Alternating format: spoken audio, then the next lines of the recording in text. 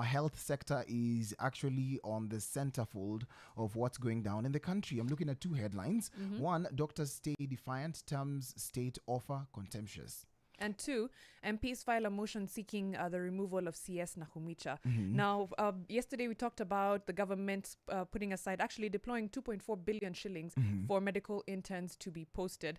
And this was meant to be a step in but more or less bringing doctors to the table as far as this strike is concerned and having them return to work. It was meant to be a step in the right direction. However, the doctors' union, through their chair, David Atela, have said that this giving the money to medical interns is a slap on the wrist. They cannot purport to have released 2.4 billion for intern doctors, yet you have released their salaries by 91%. Yeah. So they've said that does not fit into the doctors' demands. They want interns to be paid what they were supposed to be paid, because the current structure for payment of interns is a lot less than previous interns made, to be posted, and for collective bargaining agreements made since 2017 and 2021 to be implemented. And of course, this is why through the KMPDU, that is Secretary General, that is General Davji Atela. He was actually talking to journalists yesterday, and he gave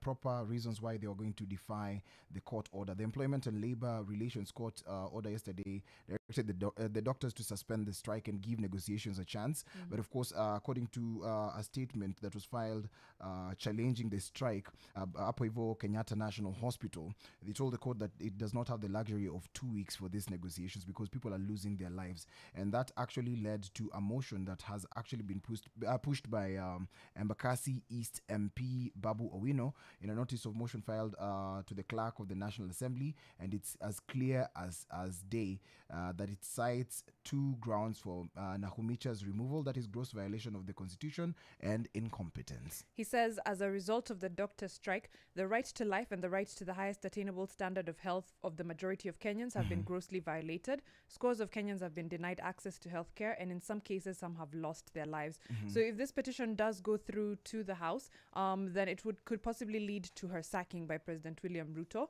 After the MP is given permission by the Speaker, he'll then proceed to collect signatures for the motion to be approved. At least a third of the 349 members of Parliament will have to append their signatures. So we need at least 100 and maybe 13 signatures. And there's also matters that are being highlighted by Babu when he says the CS has failed to honor the doctors' collective bargaining agreement and has instead taken a hard line, threatening the doctors with dismissal and replacement. And I think we've seen it in Nairobi County. There was it was more of a threat where doctors were being told to go back to work or they would actually be fired.